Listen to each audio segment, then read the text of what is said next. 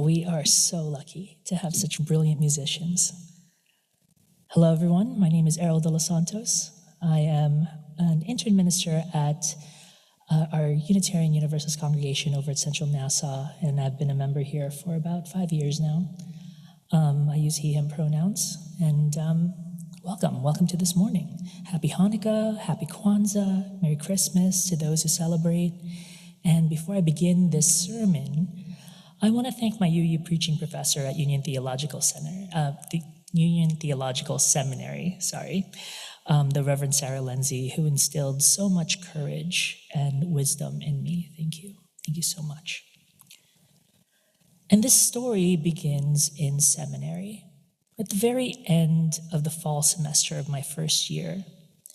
And our assignment of the day was to write these topics down on these little pieces of paper, fold them up, and then put them inside of a hat.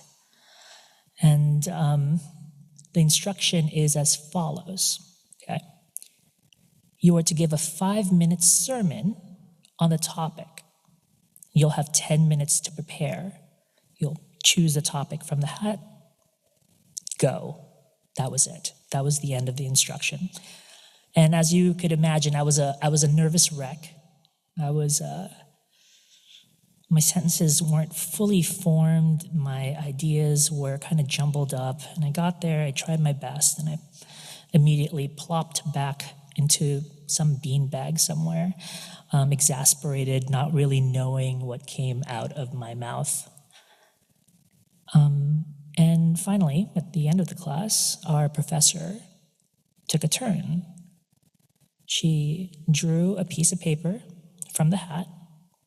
She took about 5 minutes and delivered this beautiful, eloquent sermon.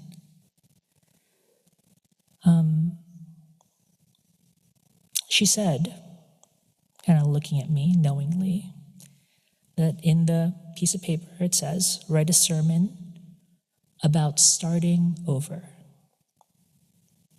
And very elegantly, she began to talk about how starting over isn't what it seems, that no one really truly starts over, that when we begin something new, we take with us all the past experiences, our new knowledge, our bodies and minds that have changed, and so have our circumstances.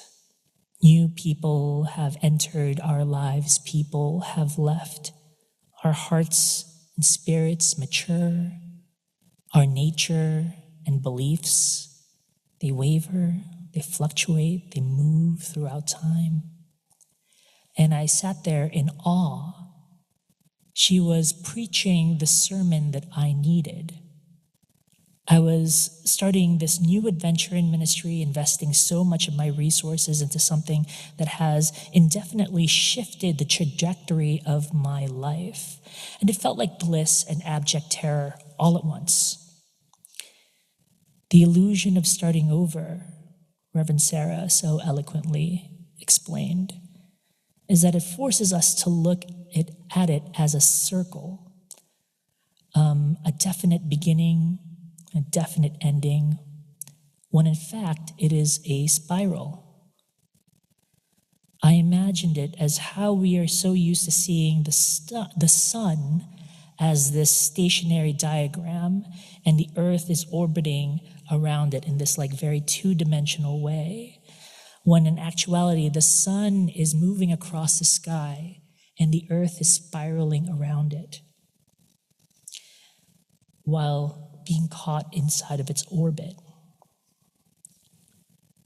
Reminds me that the sacred and ceaseless wheel of existence constantly renews itself while also moving existence forward. So let's for a moment breathe in that mystery of the moment, that the vast and infinite now, the divine possibility of starting over again and again, as if our hearts were clay upon the potter's wheel, shaped by the hands of time and love's eternal grace. What is this life if not a series of departures and arrivals, of endings that bloom into beginnings? The very breath within us is a testament to this divine rhythm, an exhalation that releases, an inhalation that renews. These cycles exist all around us, in the loss of a political action, in the closing of a business, in the quitting of a job, the leaving of a marriage, even the first flutter of eyelids awakening to a new morning, choosing life. So we ask the real question that has haunted poets and mystics and theologians alike. And it isn't how we stop ourselves from starting over, it's how shall we begin again? So, dear friends, I will not claim to have all the answers. What kind of you would I be if I did? If anything, I have more questions.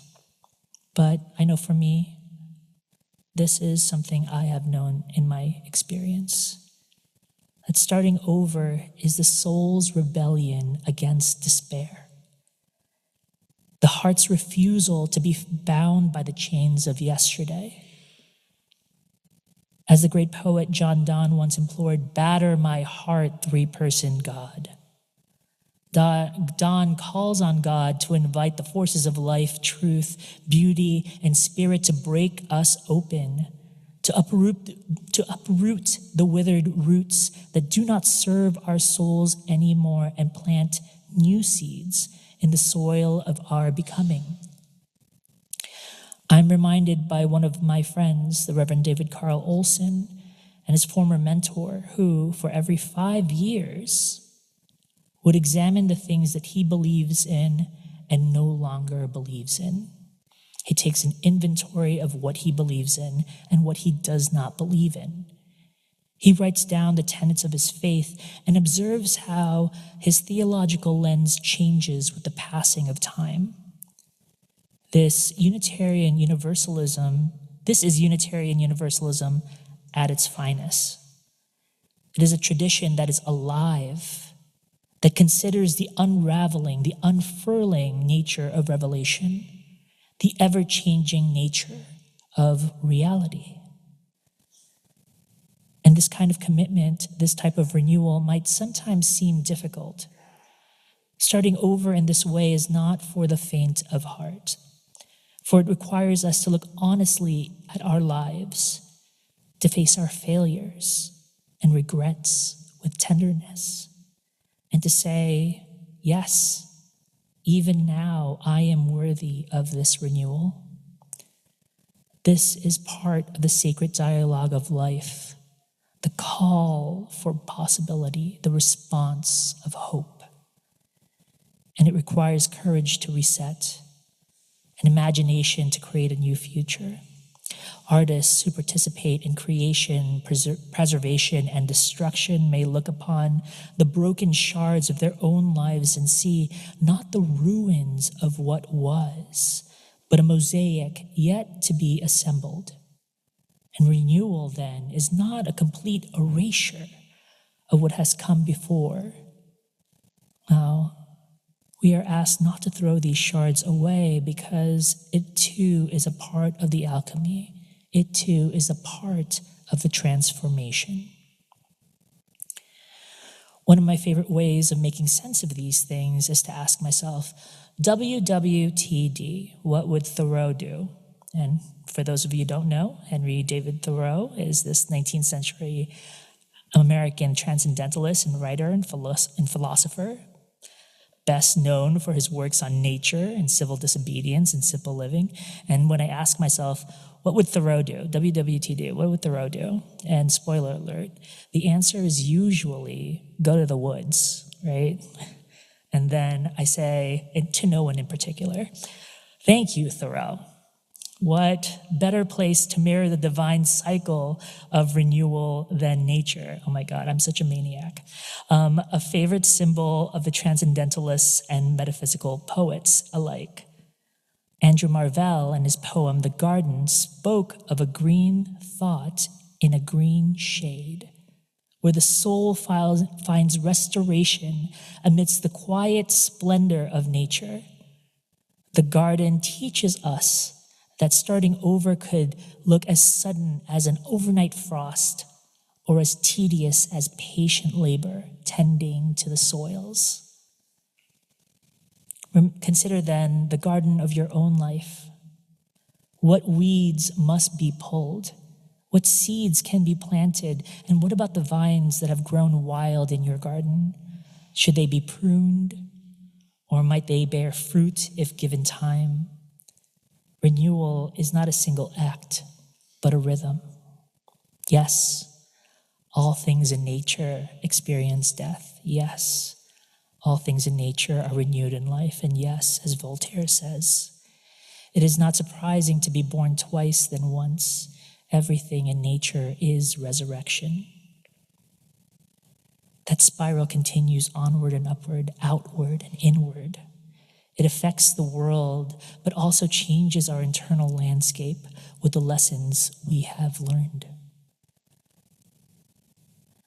I know when I'm faced with the stark truth that I need to start over, I'm reminded of a sermon delivered by Dr. Tuli Patel of Beacon Unitarian Universalist in Summit, New Jersey. Her sharp commentary on resistance and anti-fragility. Resilience refers to the ability of a system or person or an object, actually, to withstand stress and return to its original state after being disrupted, right? It's about endurance and recovery, the capacity to absorb shocks without breaking or being permanently altered. For example, a resilient person might face a personal setback, such as losing a job or working really hard to regain stability in their previous level of functioning.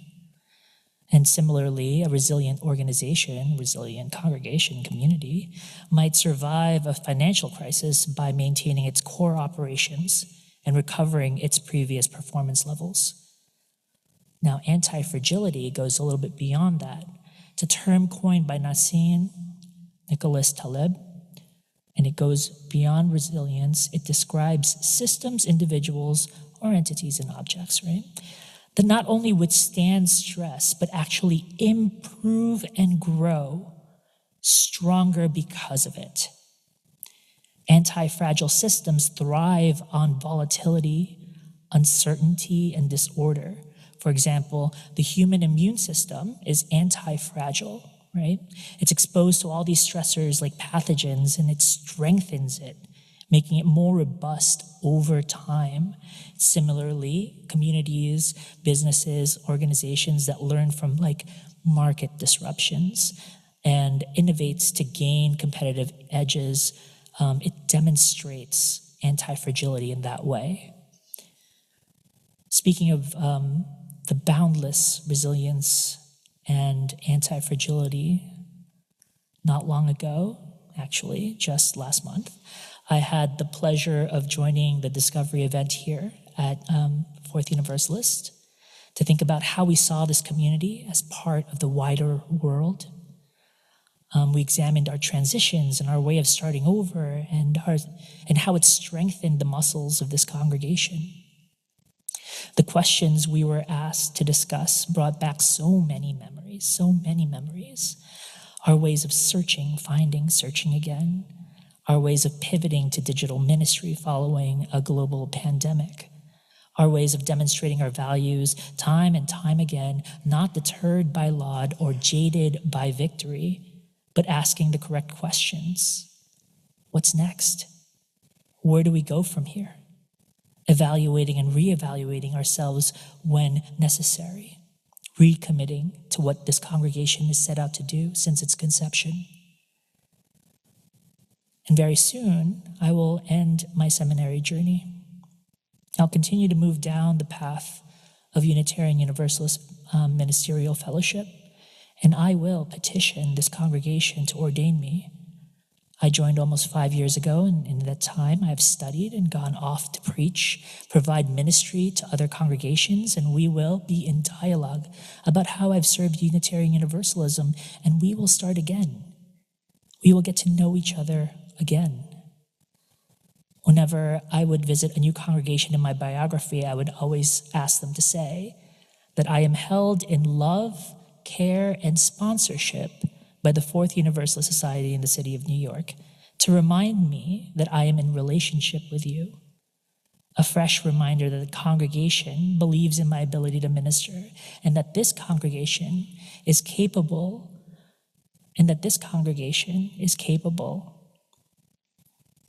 of teaching and bringing forth future Unitarian Universalist ministers, training them and helping them to shape the larger community of congregations. In that process, I will start over with you. You and I will get to know each other again. Somehow it will be new. You had shipped me off to school, and now I am returning to you, familiar but different. And we will be reminded that these circles of departing and arrival are part of the breathing of this congregation, that this community is alive and encourages us to fall and rise again and grow our spirits in the process. It will hold you in love and care as it did me. And as we move into another calendar year, let us think of John Donne and the other metaphysical poets. I hope we surrender to the grace of this moment, the grace to start new in all the ways it presents itself to us. Amen and blessed be.